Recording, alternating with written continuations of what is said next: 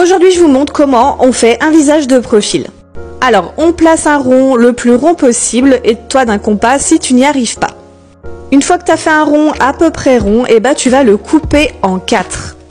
Il faut que ça soit 4 parts à peu près égales. Jusqu'à là, tu me suis. On place la ligne de symétrie à cet endroit. On va tracer l'oreille sur le quart bas, droite ou gauche, selon si tu veux que le visage soit orienté vers la droite ou vers la gauche. Tu vois l'oreille, du coup, elle est pile au milieu de la tête. Et tu me fais dépasser ce petit bout de cartilage de la ligne des yeux. Ensuite, on va tracer le menton, on place un point et on vient rejoindre notre oreille en faisant un petit angle comme ça.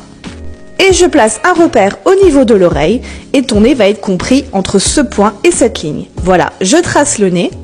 Tu vois que j'ai fait un petit décroché au début. N'oublie pas la narine.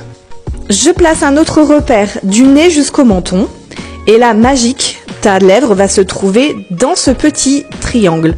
Regarde, elle touche à chaque fois ta ligne que tu as placée avant. Ça permet de ne pas te tromper. Bon, j'espère que je t'ai pas perdu en cours de route. Je travaille un petit peu mon arcade sourcilière et je vais placer le cou.